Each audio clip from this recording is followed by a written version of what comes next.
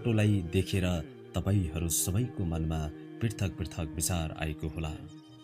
तर यस फोटोको सत्यता जानेपछि तपाईको आँखा रसाउन सक्छ। यो फोटो युरोपको एक पेटरल मुरिल्लोले बनाएका हुन्। युरोपको एक देशमा एक मान्छेलाई भोकै मार्नेको सजाय मिल्यो। उसलाई एक जेलमा बन्द गरियो। सजाय यस्तो थियो कि जबसम्म उसको मृत्यु हुँदैन तबसम्म उसलाई भोकै राख्ने। उसले भोकै पेट कैद सजाय कष्टसाथ गुज्रिरहेको थियो।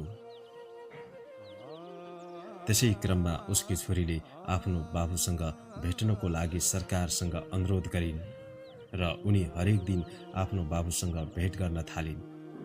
उनलाई भेट्ने स्वीकृति दिनुभन्दा पूर्व उनको खोज तलास हुने गर्थ्यो। कुनै खाने सामग्री लान बन्देज थियो। आफ्नो बाबुको त्यो हालत देखेर आफ्नो बाबुलाई जिउँदो राख्नलाई आफ्नो दुध पिलाउन थालिन्। जब धेरै दिन बितिसक्दा पनि त्यो मान्छे नमरेपछि जेलरहरू अचम्ममा परे र त्यो केटीमा कडा नजर राख्न थाले। एक दिन बाबुलाई आफ्नो दुध पिलाउँदै गर्दा पक्राउ गरेपछि मुद्दा चल्यो। सरकारले पूर्व फैसलाबाट हटेर भावनात्मक फैसला सुनायो र उनीहरू दुवैलाई सम्मानका साथ छाडिदियो। त्यो पेटिङ युरोपको सबैभन्दा महँगो पेटिङ हो।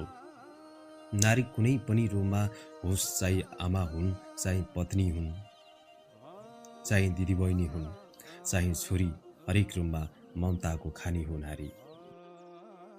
जेलमा रहेका भोका वृद्ध बुवालाई आफ्नो स्तनपान गराउने महान छोरीलाई छोरी पेरोको कथा तपाईलाई कस्तो लाग्यो? यो कथा कस्तो लाग्यो जस्ताको त्यस्तै कमेन्ट गर्नुहोला, सुझाव सल्लाह प्रतिक्रिया दिनुहोला।